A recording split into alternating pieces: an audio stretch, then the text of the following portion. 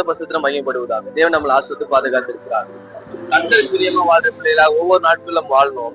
வேத வார்த்தை சொல்லப்பட்டு நீ தூக்கத்தை விரும்பினா தரித்திரனாவாய், கண் விழித்திரு அப்பொழுது ஆகாயத்தினால் திருப்தி ஆவான்னு சொல்லப்பட்டிருக்கு. அப்ப நம்ம தூக்கத்தை விரும்பக்கூடாது. ஏன் தூக்கத்தை விரும்பக்கூடாதுன்னா நம்ம தரித்திரன் ஆயிடுவோம், ஒன்றுமில்லாதவர்களாக ஆயிடும் சொல்லப்பட்டிருக்கு.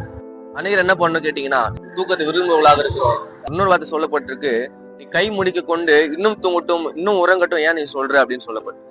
அப்ப நம்ம ரொம்ப தூக்கத்தை விரும்பணும், நம்ம ஆசைப்பட்டு விரும்பி தூங்கணும் அப்படின்னா ரொம்ப நேரம் நம்ம தூங்கி இருந்தோம்னா தரித்திரன் ஆயிடும் சொல்லப்பட்டிருக்கு. அதனால கண் விழித்திருந்தீங்கன்னா ஆகாரத்தினால் திருப்தி ஆகும் அப்படின்னு சொல்லப்பட்டிருக்கு. அப்ப நம்ம ரொம்ப நேரம் தூங்கக்கூடாது. வேதத்துல அழகா ஆண்டு சொல்லி கொடுத்திருக்காரு. எப்படி ஒரு தகப்பன் தன் பிள்ளைகள் சொல்லி கொடுத்துருக்காங்களோ அதே போல இயேசு நம்ம சொல்லி கொடுத்திருக்காரு. அதனால கண் விழித்திருங்க, ரொம்ப நேரம் தூங்காதீங்க, தூக்கத்தை விரும்பாதீங்க.